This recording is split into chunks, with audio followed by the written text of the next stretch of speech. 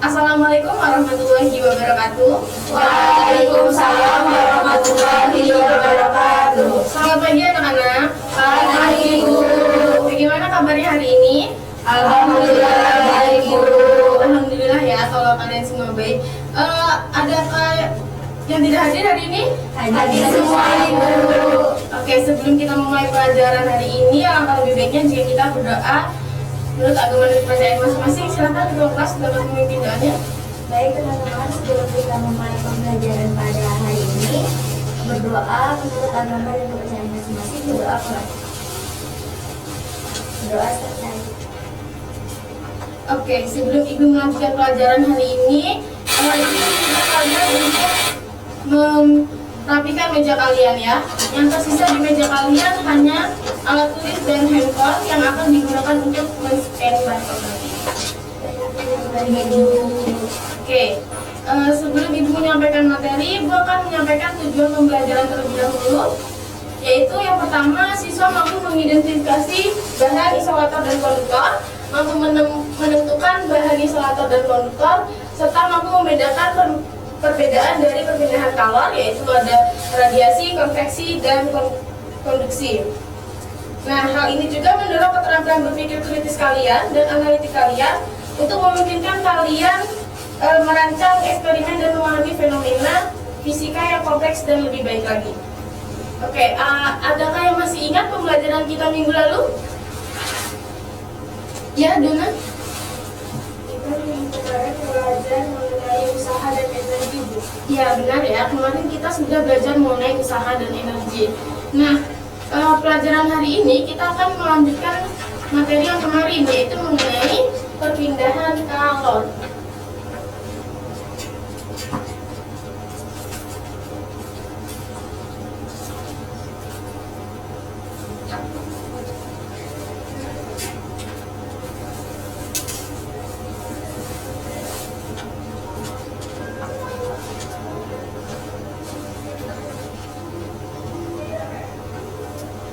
Oke, jadi sebelum kita melanjutkan pembelajaran hari ini, ada beberapa materi yang harus kalian kuasai, yaitu mengenai usaha dan energi serta kalor. Nah, di sini Ibu akan memberikan kalian tes prasyarat untuk mengulas kembali pengetahuan kalian pada materi minggu lalu. Silakan untuk kalian kerjakan. Ibu kasih waktu 2 menit. Ada yang ingin menjawab? Silakan tunjuk tangan. Ya, Lutfi. Jadi jawabannya yang B, Bu. Semakin sedikit jumlah kalor, semakin tinggi suhu bendanya, Bu. Ya, benar ya. Kita lanjut ke soal yang kedua ya. Silakan yang ingin menjawab, tunjuk tangan. Ya, Rifa. Jawabannya C, Bu. Kontrator. Ya, betul sekali. Kita lanjut soal selanjutnya. Yang sudah selesai, silakan tunjuk tangan. Ya, Jawabannya C, Bu. 2,0. ya benar ya. Apakah kalian jawabannya sama semua? Sama. Oke, kalau begitu Ibu anggap kalian sudah paham ya mengenai materi ini. Selanjutnya Ibu meminta kalian untuk membagi 2 kelompok dan Ibu akan membagikan ke KPD. Baik, Bu.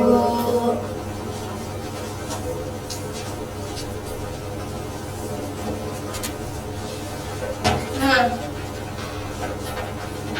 selanjutnya kalian dapat melakukan scan barcode yang Ibu tampilkan untuk mengerjakan soal pretest terlebih dahulu, dan Ibu untuk mengetahui sejauh mana kalian mengerti mengenai materi perpindahan kalor ini. Ibu kasih waktu 10 menit untuk mengerjakan ya. Baik, Bu. Oke, baik, waktunya sudah habis. Apakah sudah ada yang selesai? Sudah, Bu. Oke, setelah Ibu mengecek jawaban dari kalian, ternyata masih banyak dari kalian yang belum paham mengenai materi perpindahan kalor ini. Oke, kalian dapat scan barcode saja ya untuk video percobaannya. Nah, dari video tadi, apakah kalian pernah melihat orang yang memasak air atau merebus air? Pernah, Bu. Oke. Berdasarkan video yang kalian lihat, kira-kira apa pendapat kalian mengenai video tersebut? airnya menjadi mendidih, Bu. Airnya jadi panas, Bu. Ya, betul sekali ya. Tapi coba kalian perhatikan kembali bagaimana keadaan air tersebut setelah dipanaskan di atas kompor. Ada yang ingin berkomentar? Saya, Bu. Silahkan Dwi. Keadaan airnya menjadi panas, Bu. Hal itu terjadi karena adanya perpindahan energi, Bu, dari dingin ke panas. Baik, terima kasih Dwi atas jawabannya. Selanjutnya silahkan kalian buat rumusan masalah berdasarkan video yang telah kalian tonton. Adakah yang ingin menyampaikan rumusan masalahnya? Ya, Bu. Ya, Lutfi silahkan. Bagaimana proses perpindahan kalau terjadi dari api kompor ke panci melalui konduksi, Bu? Oke, baik Lutfi. Nah, jadi berdasarkan video yang telah kalian tonton tersebut, proses perpindahan kalor itu terletak pada ketika panci diletakkan di atas kompor yang menyala. Bagian bawah panci bersentuhan langsung dengan permukaan pemanas. Dalam hal ini, api kompor bertindak sebagai sumber panas yang lebih tinggi dibandingkan dengan panci. Proses konduksi ini berlanjut di mana panas merambat dari bagian bawah panci ke seluruh bagian panci, termasuk sisi dan bagian atasnya. Nah, jadi seluruh panci menjadi panas dan dapat memasak makanan di dalamnya. Oke, pernahkah kalian memasak air dan minyak? Ya, oke. Nah, manakah dari keduanya yang lebih cepat mendidih? Tidak tahu, Bu. Oke, nah itu nanti kita akan mencari jawabannya setelah kita melakukan praktikum. Baik, Bu. Baik, silakan kalian tuliskan hipotesis terlebih dahulu pada LKPD ya. Kemudian kalian akan melakukan percobaan dengan untuk menjawab pertanyaan tersebut. Kalian baca-baca dulu langkah-langkah percobaannya dan ikutin arahan yang ada di LKPD. Baik, Bu. Oke, apakah ada yang ingin ditanyakan?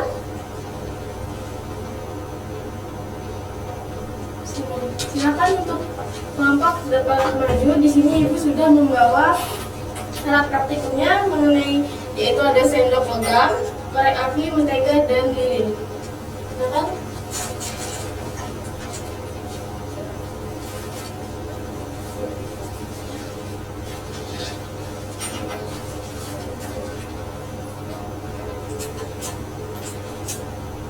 Silakan itu ya.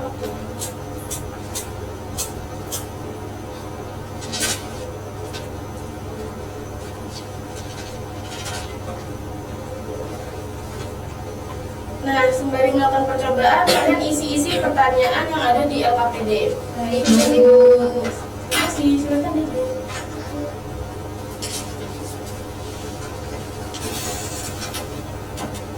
Silakan diskusikan pada kelompok kalian ya.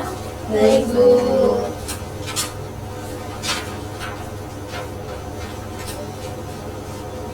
Ada yang ditanyakan?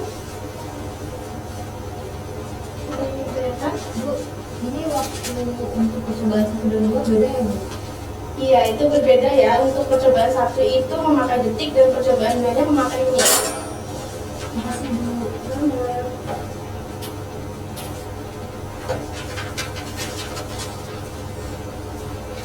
Baik, apakah sudah semua? Sudah, Bu. Oke, silakan persiapkan hasil percobaan untuk dipresentasikan ya. Untuk kelompok 1 bisa bacakan hasil diskusinya pada percobaan 1. Baik, Bu. Untuk nomor 1, sebelum lilin dinyalakan, mentega dalam keadaan padat pada suhu ruangan.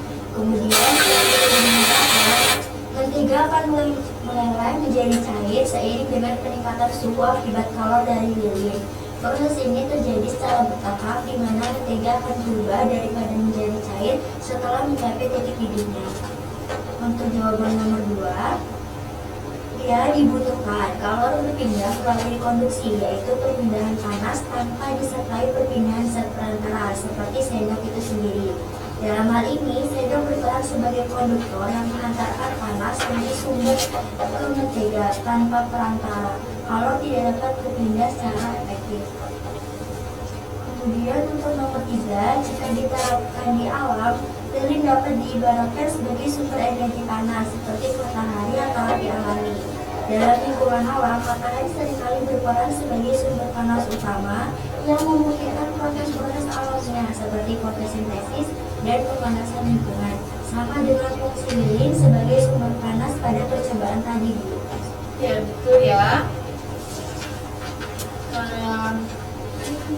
Oke, dari percobaan tadi adakah yang bisa memberi kesimpulan?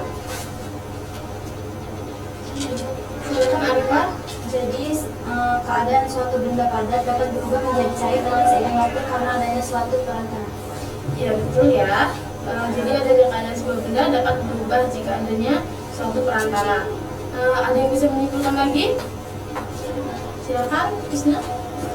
Setiap benda yang berubah wujud itu adanya sebuah waktu yang diperlukan perantara dari perpindahan kolom. Oke, sampai sini apakah ada yang ingin ditanyakan? Saya, Bu, Silakan Dwi. apakah bahan yang digunakan untuk mentransfer color ada syarat tersendiri, Bu? Nah, oke, baik. Ibu akan menjelaskan lebih mendalam mengenai materi ini. Jadi, dari praktikum yang telah kita lakukan, kita bisa tahu bahwa terdapat 3 cara untuk melakukan perpindahan kalor ya. Jadi, yang pertama itu perpindahan kalor. Apa sih perpindahan kalor itu? Yaitu adalah suatu kalor atau panas yang dapat berpindah dari suatu tempat ke tempat yang lain. Kalor berpindah melalui 3 cara, yaitu konduksi, konveksi, dan radiasi. Nah, perpindahan secara konduksi itu proses perpindahan kalor yang terjadi pada suatu zat tanpa disertai perpindahan partikel-partikel dari zat tersebut. Yang bisa mengatakan zat itu, yang konduksi itu umumnya terjadi pada zat yang dapat menghantarkan panas. Yang selanjutnya perpindahan kalor secara konveksi, yaitu perpindahan partikel-partikel dari zat tersebut. Nah, yang terakhir ada perpindahan kalor secara radiasi ya.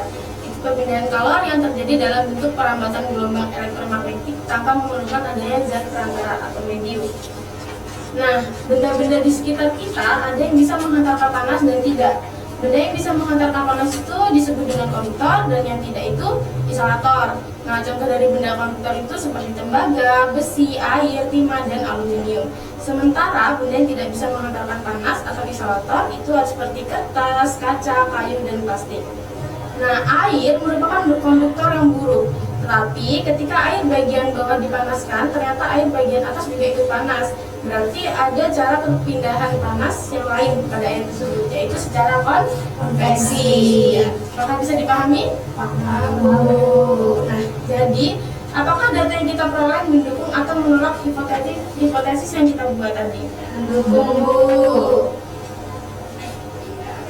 Oke, jadi sudah paham ya semuanya? Apakah ada yang ditanyakan lagi? Cukup, Bu. Selanjutnya silakan kalian mengerjakan soal post-test dengan pensekian barcode. Ibu kasih waktu 10 menit. Baik, Bu.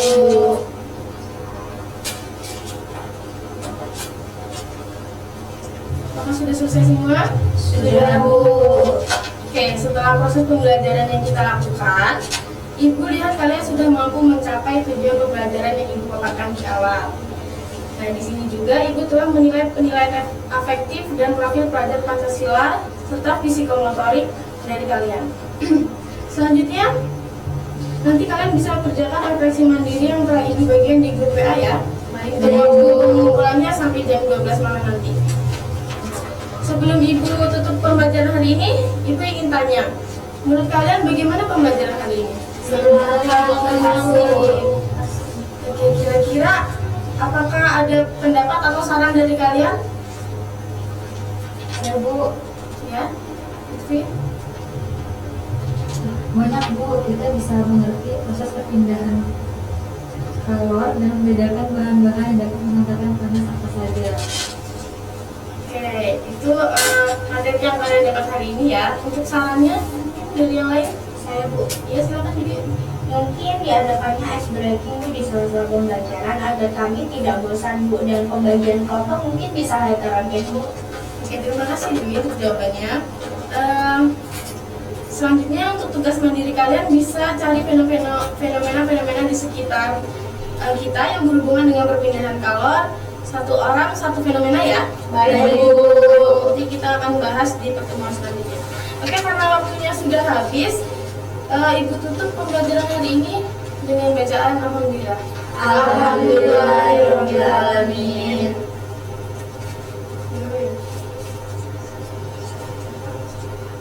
Ibu akhiri, wassalamualaikum warahmatullahi wabarakatuh. Waalaikumsalam warahmatullahi wabarakatuh. Terima kasih. Terima kasih guru-guru